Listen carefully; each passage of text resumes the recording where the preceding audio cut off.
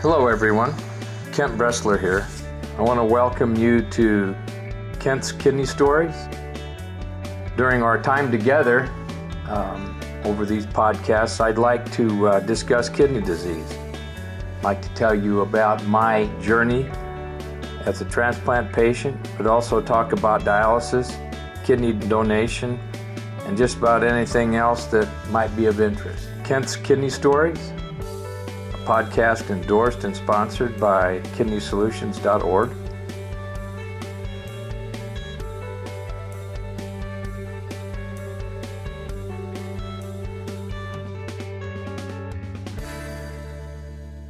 Hello, everyone. Kent.Bressler here from Kidney Solutions, and we're going to do some podcasting today. Specifically, I'm going to help a good friend try to find a kidney donor. That's essentially what we're going to do with this podcast.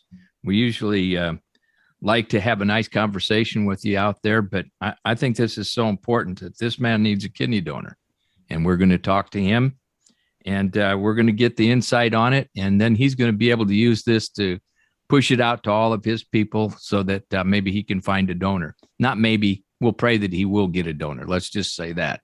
We know that he will. All right. So this morning, I'm going to introduce you to Mathew Novelli. Mathew's, I believe, living in Texas here, and he'll kind of explain to you what's been going on with him in his kidney journey. And it's a very interesting story. And like I said, our main emphasis here is to focus on finding Mathew a donor. Matt, how are you? Good morning, Ken. I'm doing good. How are you? Doing really well. So tell folks where you live. I know you're living in Texas, but Texas is a big state. Yes, sir. My family and I live in Elgin, Texas. In Elgin. Yeah, it's up by Austin, right? It is about 45 minutes away. There you go. Okay, so give me a little history about yourself. I know you've had some transplants, but tell me a little bit about yourself and your kidney journey. You'd like me to start at the beginning, sir? Yeah, yes, sir. Okay. That would be great. Right.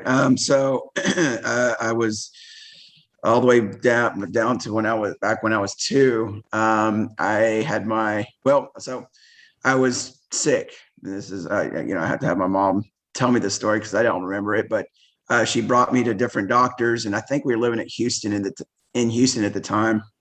And I guess the doctor had diagnosed or figured out that my kidneys were bad. So they suggested we go check out UTMB Galveston. And sure enough, they, through testing found out that one of my kidneys was 40% functional. The other one was still tissue. Again, I'm still 2 years old. My mom had donated one of her kidneys to me. And through complications in the OR, it lasted, I believe, about 24 hours. So, oh my, yeah, and that was at the age of 2. Yes, I was 2 at the time, and then I went on, I believe it was peritoneal dialysis for a few months, and a month before my 3rd birthday, a deceased donor donated a kidney to me, and so I got, again, I was still 2 a month before my 3rd birthday, and that lasted me so that was back in 82. That lasted me up until 2002, so 20 years. Wow. And then I went on dialysis. Then I was 22. They put a chest catheter in. And I was on dialysis for 1.5 years, 2 years, and then another deceased donor. I got a kidney from them in 2004, and that lasted me up until, I guess technically still now, even though I'm on dialysis now. I've been on for so about 15, 16 years. And I've been on dialysis for 4 or 5 months. And I'm on the kidney transplant list up here at St. David's in Austin. So yes, sir. Okay. How are you feeling in general? Are you feeling pretty good? I know you got a little baby, brand new baby. Is that correct? Yes, sir. Yeah, absolutely. It's crazy leading up to dialysis. And I don't, if people are aware of this or not, but when the kidney starts to fail, at least the last time I saw this, and then this time with the kidney failure, it's a gradual decline. So it's not like you wake up one morning and you feel like crap. And actually people pointed out to me before I even really noticed, are you okay? Like back in 2000, well, on my last transplant, the decline started kind of in high school, like my senior year. And the principal would actually call my parents thinking I was on something, or I was not doing, that I was not doing well. And I didn't even notice it really until, a little while down the road, but through this steady decline, I felt like crap. So back then and today, starting dialysis, back then when I started dialysis, I felt great right away. This time when I started dialysis, at first it wiped me out. I mean, I felt like for the first couple of weeks, I was expecting to feel a lot better, but it took a few weeks, I guess, to get acclimated. And now after, I've been on it for several months, I feel a lot better. I mean, especially compared to the months and months leading up to it. And believe it or not, I had shingles in February, when we had the big freeze. So, and it's not like I've had shingles before. So this is the second time. And before it wasn't so bad. This time it kicked my, I didn't get out of bed for like 3 weeks. And I think kind of in the background, my kidneys were not doing well as well, which piled on top of it. Yeah. But now I feel a lot better. There are times though, when I can leave dialysis and still kind of feel wiped out, but for the most part, overall, I do feel a lot better. So yes, sir. Yeah. You're in center dialysis, correct? Absolutely. Just to clarify. Yes, yeah. And I have another chest catheter here. Okay. As well. How important is it to you right now? This is probably going to sound like a really dumb question, but I really want the public to know this. Yeah. How important is it for you to get a donor? How really important is this? Will be your fourth time. Right. Yes. Not numbers don't mean anything, but how important is this to you? And I just want to touch on the numbers thing real quick too, that you said that, because I want people to know that, I can't speak for other transplants. I believe you can do liver, they can do a piece of your liver, and the other transplants as well. But with a kidney transplant, it's not like when I say this is on my fourth transplant, I don't know if people are thinking I'm trashing these kidneys, because I'm not. No, it's just it's a matter of so is how it works. And I'm sure is when somebody is transplanted a kidney per se, the body looks at it as a foreign entity, and the antibodies, and I'm sure all these things, will try to destroy the kidney, because that's what the antibodies do. They look at it as they protect us from viruses and foreign, right? So they give me meds. I've been taking meds ever since I can remember, back when I was 2, to technically trick the body to not do that, but the body is smart. I mean, it overcomes everything. It overcomes it, and it will eventually, and for lack of a better word, kill the kidney. So through these multiple kidney transplants, except for the very first one that my mom gave me that was problems in the OR, the body has just figured out, even with the meds, to kill this kidney. And the average lifespan on a kidney, and I don't know if this is living versus deceased donor, is about 7 years. So in retrospect, I've had one for 20 years and one for 15 years. And so I mean, in a perfect world, this next kidney is going to last me. It's going to be my last kidney, but it's in a perfect world. So I don't want people to think I'm just going through kidneys. I don't know if people do or don't, but I just wanted to sort of clarify that. Well, that would be a natural thing for people to think. Well, why can't he keep it? But I tell you what, this is not a cure. Yeah. You know that. Right. So what we do, it's called renal replacement therapy. That's exactly what it's a replacement, but it's not a cure. Right. So when you do have these issues, it does look to some people, I would suspect, but they have to realize that invariably you're taking very good care of yourself As best I diligently, can. and you had them Right. for a long period of time, Right. and Right. so it's not about you, it's Yeah. about the process within your body, which you have Right. zero control of. Okay. Right. All And, right. and the body's doing what the body does. And Exactly. at least it's doing, because that's, without that, I mean, sickness. But anyways, answer your question about how important is it to me?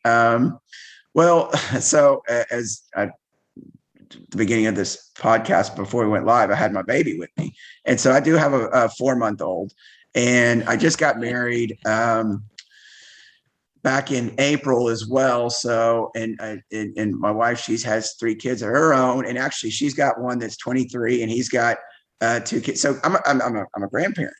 Yeah. So as well. So, my life, there's been these just great, these blessings, so to speak, Yeah. and it's all kind of happened just real recently. And sure, I can look at, kidney stuff, I'm on dialysis, and I could look at negatives all day. Sure. But I've also had a lot of just great, just unbelievable blessings happen in my life. I mean, my wife, she's my best friend. She's my partner. She actually is going through the screening process right now to donate, which, I mean, I don't put expectations on anything, but it is, and I don't expect anybody to do this, but if somebody wants to do it, I'm more than happy to give them information and point them in their direction.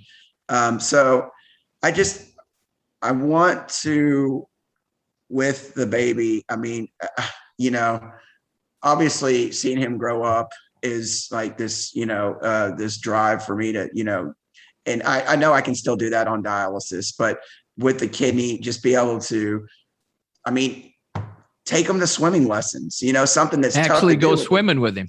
Actually go swimming with them with the chest catheter. That you can't really do that. No. And yes, you sir. want to live.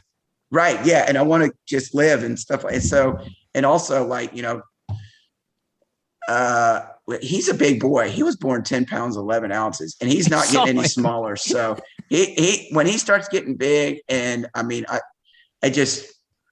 I don't want, I can pick up pretty much what I want to, but when he gets big, I want to be able to wrestle with him and stuff like that. And I mean, and do just goofy dad, stuff like that. But I'm kind of limited, and and so I don't want those limits. And I don't want to be able to, I wanted him to see his dad as not normal. He's got to go get hooked to a machine, or he can't. Yeah. As far as going on vacations go, it's, we got to schedule around that. And, there's just, so it's stuff like that makes me want to just really push forward with this. So, yes, sir. Well, we're going to push forward too. I want to tell people who are listening now, this, there's things called altruistic donation in the kidney world. That's an individual who comes forward and says, I want to donate a kidney. Yes, not specifically to an individual. I'm just open to that. Yeah. Okay. Uh-huh. And at Kidney Solutions, we work with people like that. We want them to come forward. Okay. But, I think in a really perfect world, the more donors that you have, you said your wife was going to test, and that's great.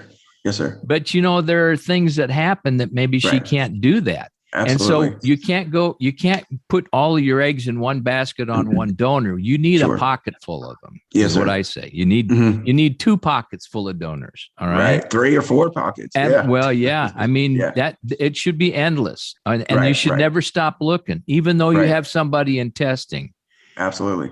We know how many thousands of people are waiting, but in your particular case, which we want to talk about this morning, is the fact that in order for you to live a normal life, right, and not kind of a normal life, but a really normal life, right, to do all the things that you want to do, you need a transplant. And so we need a donor. Yes, sir. All right. And that's very easy. Tell us how the system works. Say, I know that on our flyers that we send out, it's got my number on it. I know what to do. I know where to send. And I can tell you, we've talked about this before, that we do have donors testing. Okay. Right. Oh, cool. Yeah. And the point here is, to me, tell us the routine that you would go through in order for someone to go ahead and donate to you. What do they need to do So, other than call my number? If they called you, for instance, or you got a donor. So if they called me, the first place I would send them is to my, I have a microsite that the kidney donor coordinators at St. David's Austin made for me. And it's a little website and it's got my bio on it, but at the top it's got, if you had questions, you can click on that link, or if you want to get screened, there's a link, and and you can go through that. I honestly don't know exactly what the process looks like, other than, okay, since my wife is going through it now, she has been telling me, okay, so I know some of the beginning parts. You will answer some questions that, and I think it's pretty extensive, but I mean, it's the safety first. They want to make sure that they understand your background, kind of where your health things like that. And then, so to get kind of gross on you a little bit, they will send you a pee jug. I mean, you do a urine, do a urine test. Absolutely. It's a 24-hour test. Yes. And so that is sent. And then we have an appointment on November the 2nd or 4th. I think it's the 4th. And so she'll go in for some more tests. I'm going to go with her. And I believe there's another one we have in November as well. And since we haven't done it yet, I just don't know what that is. Okay. Let me help you out a little bit here. Mm-hmm. This survey that they're doing starts out as paperwork.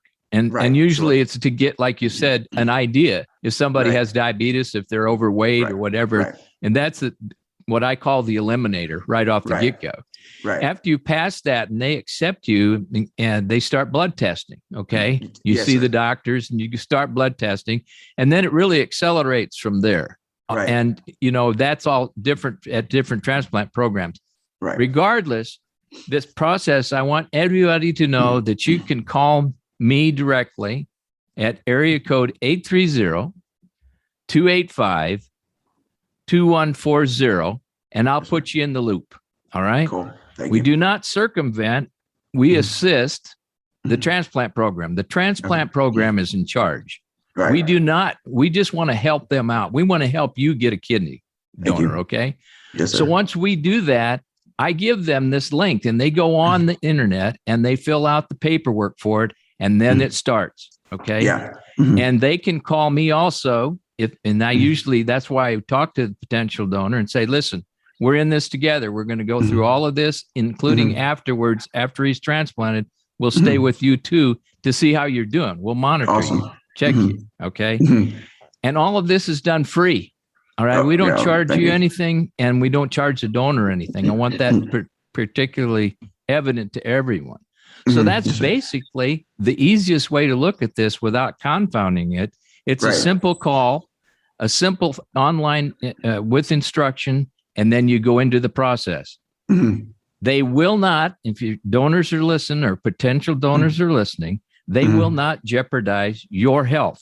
When I say that, they're not going to take a kidney from you unless you're tip-top shape and can afford to give one up as a donation. In other words, they won't jeopardize your life. Right. So I think that's pretty much the beat of the whole thing. So yes, sir. Can I add something, sir? Absolutely. Go ahead. Because this question has come up, and I don't know if you're aware, but I have a Facebook page trying to get the word out as well. But I had a couple of people ask, is there any fee, like as a potential donor, if you go through the process and let's say you make it all the way to the finish line, so to speak, is there any fee to them? And she was wondering, and I said, well, at the time I didn't know. But now I have found out that it's actually charged to my insurance. Yes. So my insurance covers it. So a potential would not have to out of pocket anything. It's my understanding that you're in and out as a donor 2 or 3 days, something like that. Usually I have seen them walk out the next day. So you're in and out. It's easier for them. And then, whereas I would probably be there a few days, several days or whatever. Yes. I think my last transplant, I was there maybe 4 days, maybe. Sure. And then as far as returning to work, I don't know on that. I don't have the exact answer on that. Depends on what you do. It depends on what kind of work you do. So yeah, Sure. I mean, you're hitting on all the things that a donor needs to know. And I will tell you that at Kidney Solutions, we have several donors who are willing to talk to a potential donor. Okay. Somebody who has actually walked the walk and done the whole thing. They're more than willing to talk to you. And again, no fees, no charge. So, and you develop a friendship as a donor. Absolutely. Yeah. You get to know people, and we encourage them to stay with us at Kidney Solutions and join our support group and whatever help they need, we will get them that kind of help that they need. Yes, so we can't finance their whole load, but we will talk to them about assistance in some way if they need it. Okay. Yes, sir. Cool. But you're in this world, in this world of looking for donors, we're not donor hunters. We take care of you. We take care of the patient. What I'm doing right now, preoperatively, and then even though you've been transplanted, it'll be there virtually on the day that you get transplanted. And then we'll work with you afterwards. We want you to keep the kidney. Even though you've had experience in it, it's nice to have a mentor. And I think that's particularly what we have at Kidney Solutions is a mentorship. Okay. All right. So that's short and sweet. So what we're doing is asking the public, if anyone listens to this, please share it. Move it out. Let people know that Mathew needs a kidney. And his son wants you to do it for him too, even Mathew though he's Jr. only 4 months old. Yeah. Let's not think of Mathew so much. Let's think of his wife and let's think of his family, because getting a kidney, if you donate, gives him a chance and gives the family a chance to actually live. And that's really what we want to do. Right, Matt? Absolutely. Yes, sir. Okay. Do you have anything else you would like to say? No, I mean, I appreciate this opportunity. Like you said, it's about getting it out there. And that's just what I've been trying to do is get this in front of as many people as possible. And I'll post this on my page. And if you see it, share it. I mean, getting it in front of as many eyes as we can is the best, is what I've been told is the best way to go about this. And I mean, and Ken, thank you for everything you've done and with the flyers. And I know I gave some of the flyers I gave some to my mom and she put them up in HEB, and I'm going to give some to a buddy of mine who said he's going to hand some out. And I know we've talked about a truck magnet, and I was going to slap that on the back of my truck. It's coming. So I know what on the previous transplant, again, back in 2004, I just sat on my butt and just waited for a kidney to come. Yeah, and that's if that's what it comes down to, then that's fine. Well, that's just like an insurance. That's insurance to you. It's good. That can always happen. But we really want to get a living donor because, quote, they last longer.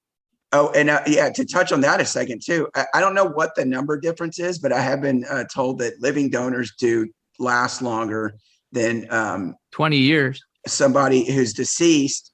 And then I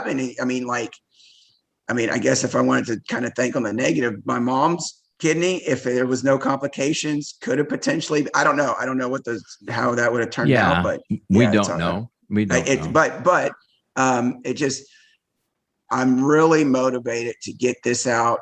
Again, whereas opposed before I sat on my butt, and the wait was 2 years. The wait, I've been told this time, is about 3 to 5 years. Yeah. And if I have to wait that long, I have to wait that long. But I've just been more like, I want to get it out there, and I've been just go with this thing. So yes, sir. I was so excited. I was so excited this morning about getting you on and getting this done and bringing your word, getting the word out about you. I forgot to say a prayer. I don't ever forget that. And so I'm going to say it now. Okay. I'm going to say a prayer for our group, and then we're going to wind it up, and we're going to get this out to the public, and we're going to find a donor. That donor, God's going to send that donor to us. Yes, sir. They're out there right now. They're just waiting. Okay. Okay. Yes, sir. All right. So let's pray. Okay.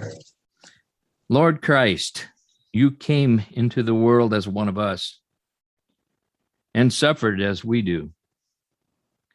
As we go through the trials of life, help us to realize that you are with us at all times and in all things, that we have no secrets from you, and that your loving grace enfolds us for eternity. We ask at this time that you bring that donor that's out there, we know, bring them into Mathew's life so that his family and he can have relief and live a full life in your word. So in the security of your embrace, I pray. Thank you, Lord Jesus. Amen. Amen. Okay, buddy. Thank you so much, Ken. I really appreciate the opportunity to be on your show. And you know exactly what you got to do, and you know we're around. All right. Yes, sir. And I want to say thank you to you and your team and just everything that y'all do. This is before I got started with trying to get the word out and everything. I didn't know about these groups. I didn't know about these websites. I didn't know about, other people just doing what y'all do. And at first it felt like I was not alone in this thing, but kind of, not a whole lot of support other than, I guess, the coordinators. And the more I look and reach out and stuff, the more I see that people are willing to help. And it's really cool. So thank you, sir. Well, you're going to be part of that. After this is all over with, and regardless how the outcome is, you'll always be a kidney warrior. Kidney warriors help others. It's not about them. It's about others, because they know that they've been given the old saying, the gift of life. But I think actually it's the gift of living. All right. Sir. Oh, and can I add one more thing? Absolutely. You're trying to wrap Go up. ahead. So after my last transplant in 2004, and I was in my early 20s. So I was a lot more selfish at the time, I guess, so to speak. And the UTMB had reached out to me to be a kidney advocate. Excuse me. So sorry. And I turned that down. And in retrospect, like today, I found out about this through my mom a few months ago, and I'm kind of kicking myself. So I reached out to St. David's to see if there's anything I could do to advocate, to help. St. David's Austin. They said, as a matter of fact, we have these two programs. And I had one person reach out to me on that program, and I can't remember the name, but anyways, and another person is supposed to reach out to me. So I want to advocate for this because I think people, there's a lot of fear involved in this, and I still have some of these fears, but I think the more people are aware and that know, and, and if I could help in some way in that, I want to, because there wasn't really anybody that reached out to me. There wasn't really anybody that like you said, a mentor, so to speak. And one of the programs is a mentor program, as a matter of fact. And they said, expect a call. And I was like, okay, so I got my phone by me. So, you may get a call from somebody needing a kidney, and they may have some fears. So that's kind of explained to me. So I would love to advocate in any way I can if there are opportunities out there. So again, there's a lot of these fears, I think, can be squashed with some knowledge. And I think too, talking to somebody that's going through it or been through it. So I just wanted to mention that. So yes, I know that mentorship works. I've been doing it for 25 years. Yes, sir. So I know that what you want to do in this particular point right now in your life, we need to focus on your transplant. Sure. There'll be plenty of time, and you will be a good mentor. All right. Yes, and you're welcome to work with us. You're welcome to work with anybody. This is not something that should be competitive. People are dying every day. 13 people die every day waiting on a kidney. We don't need that. We don't need this in this kind. There's too many ways of making that better. Okay. All right. All right. I thank you. What a wonderful thing to do is to be able to talk to somebody who's in need. And we're going to go from here and keep in touch now. You get a hold of me, stay in touch with me, and I'll let you know exactly what's going on. So, absolutely. Thank you. Thank you so much, Ken. All right. All right, folks. We're going to cut this short so people can listen to this podcast. If you do listen to this, if you're actually listening right now, I want you to touch over on that button and friend us and Spread the word, share this whole thing so that we can get Mathew a donor. It would be great. And in your prayers tonight and during the day, pray for him and his family. That's the most important thing. Now you know about his condition. Now you know about his needs, and that we know that we can pray, and that's what we're asking you to do. And if you want to step forward, give me a call at Kidney Solutions. Go on our website, kidneysolutions.org, or give me a direct call at 830-285-2140. Okay, as I always say, thank you so much for listening, and keep breathing.